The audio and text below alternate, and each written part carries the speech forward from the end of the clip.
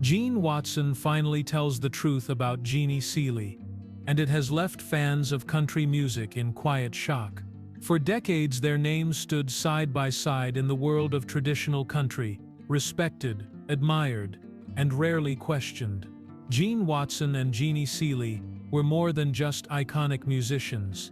They were steady presences in a genre built on honesty, endurance, and shared history, connected by years of stages, songs, and unspoken understanding. Jeannie Seely was fearless, outspoken, and unforgettable. Gene Watson was reserved, deliberate, and known for letting the music carry the weight of his feelings. Together, they represented a generation that valued substance over spectacle, where bonds were formed through time rather than attention. For years, Gene said very little about Jeannie, not because the words were absent, but because some truths wait for the right moment. Now, after decades of silence, Gene Watson is finally ready to speak. And as he does, it leaves one question hanging. What truth about Jeannie Seely was too meaningful to share until now? Before Gene Watson and Jeannie Seely became linked in the minds of country music fans, they were each carving out identities grounded in honesty rather than ambition for fame. Their paths began in different places, yet they were shaped by the same values: respect for the song, respect for the audience, and respect for the tradition that carried country music forward. Jeannie Seely was born in 1940 and grew up with a voice that refused to blend quietly into the background. From the beginning, she challenged expectations.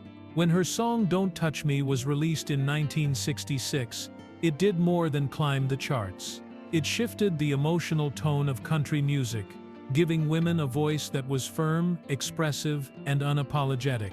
Jeannie did not sing to please. She sang to tell the truth as she felt it, and that honesty became her signature. Her relationship with the Grand Ole Opry would come to define her legacy. Jeannie became one of its most enduring presences, eventually performing there nearly 5,400 times, more than any other artist in its long history. She did not just appear on that stage. She belonged to it. Night after night, year after year, she showed up with the same commitment, reinforcing the idea that consistency and heart mattered more than trend or novelty. Gene Watson's journey followed a quieter arc. Born in 1943, he built his reputation on restraint and vocal purity. His rise in country music was never fueled by spectacle. It was shaped by trust. Audiences believed him because his voice carried sincerity without excess. Songs like "Love in the Hot Afternoon" and "Farewell Party" established him as an artist who understood emotional depth without needing explanation. Gene did not chase the spotlight. He earned it slowly. Unlike Jeannie's outspoken presence, Gene's strength lived in what he chose not to say. He became known as a singer who honored the song above all else. That approach earned him respect among peers who valued authenticity. His career was defined not by reinvention, but by preservation of traditional country values, at a time when the genre was constantly being pulled in new directions. Though their careers developed independently, Gene and Jeannie existed within the same musical world. They shared stages, backstage hallways, and long conversations shaped by years of experience. Neither was drawn to controversy. Neither sought to dominate headlines. Their connection grew from mutual recognition, an understanding that both were carrying the responsibility of representing something larger than themselves. Jeannie's boldness and Gene's restraint did not clash. They complemented each other. She brought energy, humor, and fearlessness. He brought steadiness, reflection, and emotional discipline.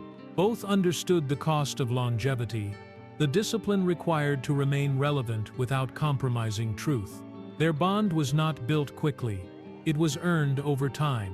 It explains why their relationship never needed definition to be meaningful. Before friendship deepened, before anything was spoken publicly, respect was already present. Two artists, shaped by the same principles, recognized something familiar in each other. That recognition would later give Gene's words their weight when he finally chose to speak. Their story does not begin with revelation. It begins with alignment. Two lives rooted in country truth, moving steadily through a world that rewarded noise, yet choosing sincerity instead. As Gene Watson and Jeannie Seely continued moving through the same country music circles, their connection deepened in a way that felt natural rather than intentional. There was no single moment that marked the beginning. Instead, it grew through repetition, shared spaces, and the quiet familiarity that develops when two artists spend years honoring the same tradition. The Grand Ole Opry became one of those places, not just a stage, but a home base where careers overlapped and respect was reinforced night after night. Jeannie was already a fixture there, her presence unmistakable. She carried herself with confidence and warmth, greeting fellow performers with humor and candor. She understood the rhythm of that place, the weight of its history, and the responsibility that came with standing on its stage. Gene, though different in temperament, shared that reverence. When he sang, the room listened. His voice did not demand attention, it earned it, and Jeannie recognized that immediately. Their conversations were shaped by shared experience rather than ambition. Both understood what it meant to last in a genre that often favors novelty. They talked about songs, about audiences, about the discipline required to stay true to oneself when trends shifted. There was comfort in those exchanges, a sense of being understood without needing to explain. Neither performed for the other. They simply showed up as they were. Over time, Gene came to see Jeannie as more than a peer. She was a steady presence, someone who brought energy into rooms without overpowering them. Her humor lightened long days. Her honesty cut through pretense. She had a way of making people feel included, whether they were legends or newcomers standing nervously at the edge of the stage. Gene observed this quietly, the way he observed most things, taking note rather than drawing attention. Jeannie in turn respected Gene's consistency. She admired his refusal to bend his voice or his style to fit changing expectations. In an industry where compromise was often encouraged, Gene's steadiness stood out. He represented something enduring, a reminder of what country music could be when it stayed rooted in emotion and restraint. Their mutual respect did not need affirmation. It was evident in how they spoke to each other and how they shared space. As years passed, their bond became part of the fabric of their professional lives. They performed at the same events, appeared on the same bills, and supported the same causes. There was no effort to define the relationship publicly. It existed comfortably in the background, understood by those who witnessed it and unnoticed by those looking for spectacle. That quiet consistency became its strength. What connected them most was a shared sense of responsibility. Both believed that country music carried stories that deserved care. They resisted exaggeration and avoided drama. Their approach was grounded, shaped by an understanding that longevity required integrity. In that shared belief, trust formed. Gene trusted Jeannie's judgment, Jeannie trusted Gene's sincerity. This closeness did not change them, it revealed them. Over time, Gene found in Jeannie someone who embodied the values he held privately. She was outspoken where he was reserved, yet they met in the middle through mutual respect. Their paths did not collide dramatically. They aligned gently, moving forward side by side within the same tradition. By the time their friendship was firmly established, it felt less like something that began and more like something that had always been there. It was built through years of shared history, quiet conversation, and unwavering respect. And long before Gene ever found the words to speak publicly about Jeannie, the truth of what she meant to him had already been lived. By the time Gene Watson and Jeannie Seely's friendship had fully settled into place, it no longer felt like something being built. It felt like something already understood. Their bond did not rely on constant proximity or public acknowledgement. It existed in the way they greeted each other, in the ease of shared silence, and in the mutual trust that comes from years of showing up with consistency and care. What defined their relationship was its absence of performance. Neither Gene nor Jeannie needed to impress the other. They had both reached a stage in their lives where authenticity mattered more than approval. Jeannie's warmth and humor balanced Jean's quiet steadiness, creating a dynamic rooted in comfort rather than expectation. She brought lightness into rooms that could grow heavy with tradition. He brought grounding into moments that could drift toward excess. Together they reflected two sides of the same commitment to country music's emotional core. Their time together was shaped by familiarity. Backstage conversations unfolded without urgency. There was no need to compete for attention or affirm status. They spoke as equals, seasoned by years of experience and shaped by the same understanding of what it meant to last in an industry that rarely rewards patience. Jeannie's presence carried assurance. Jean's carried reliability. Each recognized those qualities in the other without needing to name them. Jean has always been selective with words, especially when speaking about personal connection. That restraint made his regard for Jeannie noticeable even in silence. He listened when she spoke. He deferred when her insight carried weight. These gestures were small yet meaningful. They reflected respect expressed through action rather than declaration. Jeannie, known for her openness, never pushed for public acknowledgement. She understood the language Jean spoke best was consistency. Their bond deepened through shared values, rather than shared milestones. Both believed that country music deserved honesty, not embellishment. Both resisted the pull toward spectacle, choosing substance instead. That alignment fostered trust. It allowed their friendship to remain steady through changes in the industry, personal transitions, and the passing of time. As Jeannie's role at the Grand Ole Opry continued to grow, her influence extended beyond performance. She became a presence people relied on, someone who held the space together. Jean witnessed this repeatedly. He saw how she supported others, how she carried responsibility with grace, and how she remained deeply connected to the music itself. These observations did not translate into grand statements. They became part of how he understood her. Their friendship did not demand exclusivity. It thrived without definition. It existed within a shared world that both navigated with care. There were no rumors to address, no narratives to correct. What they shared was visible only to those who knew what to look for. The steady respect that survives without attention. This bond explains why Jean's eventual words about Jeannie carried such weight. They were not crafted to create impact. They emerged from years of quiet regard. When he spoke, it was not to redefine their relationship, but to acknowledge what had always been there. The truth he would later share was not new. It was simply spoken aloud for the first time, shaped by memory, loss, and a respect that had never wavered.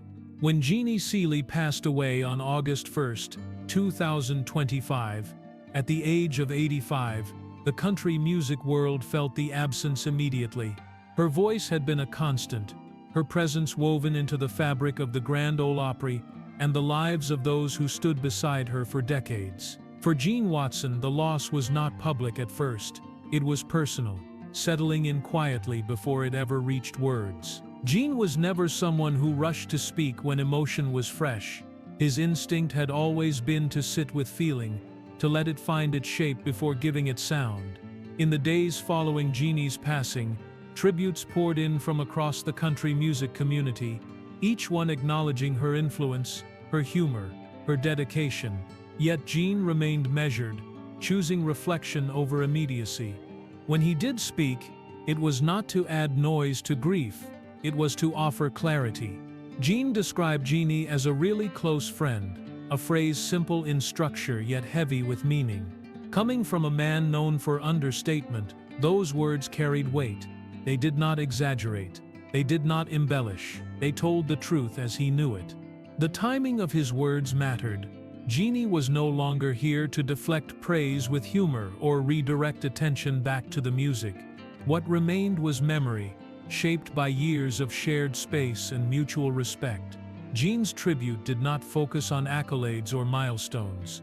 It focused on who Jeannie was in the quiet moments, her generosity, her steadiness, her unwavering presence in a world that often moves on too quickly. For those who understood Jean's nature, the significance was clear.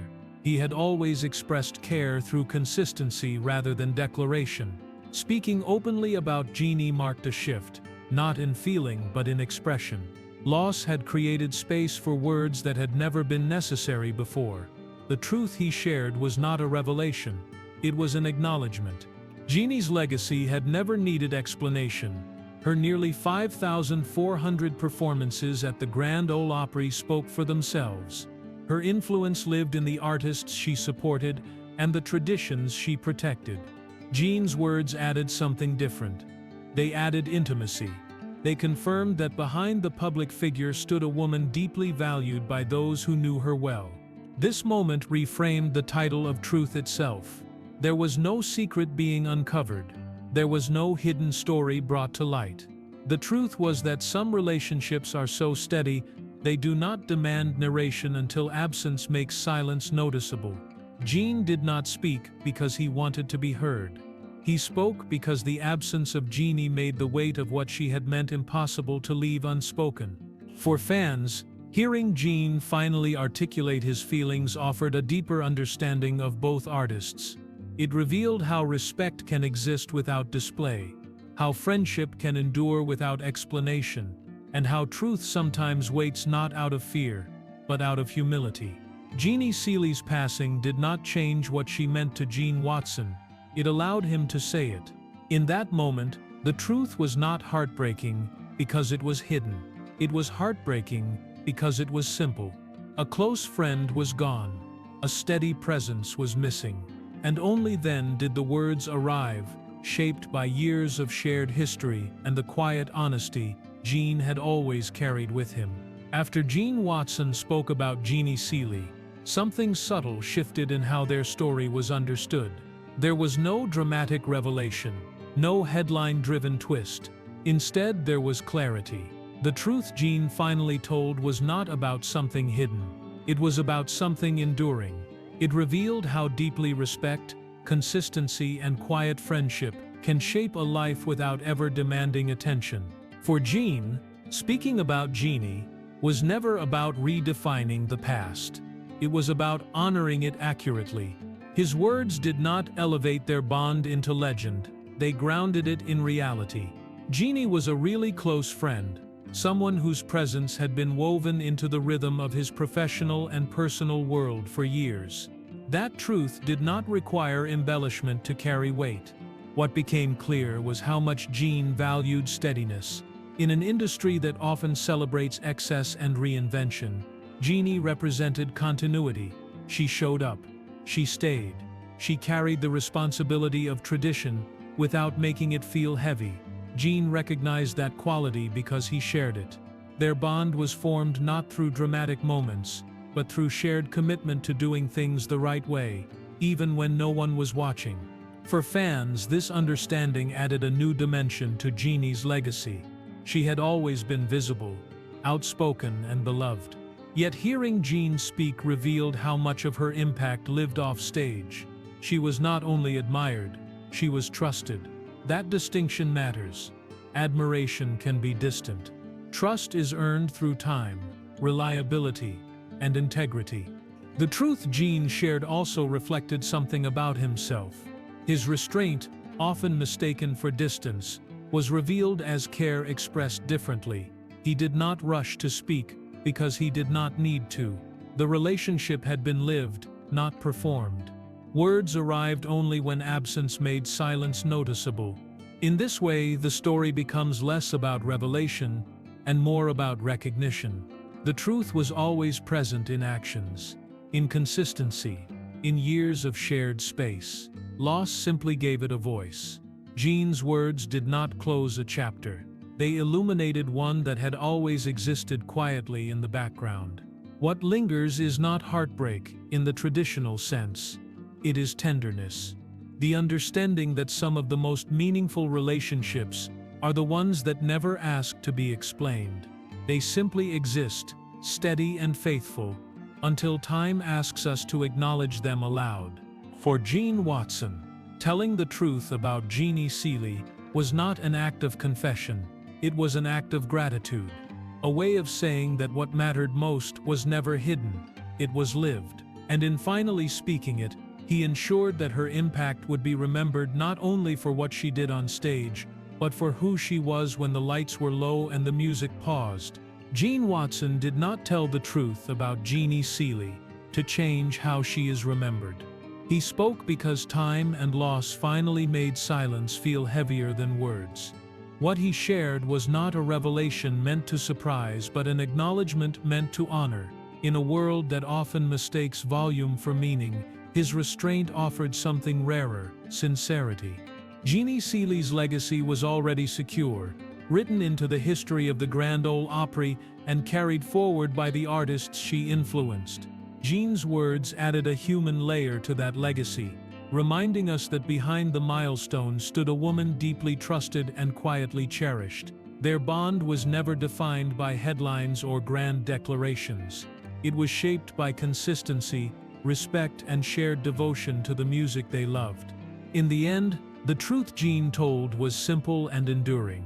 Some connections live best without explanation, until time calls for them to be spoken aloud. For more emotional stories, check out this video.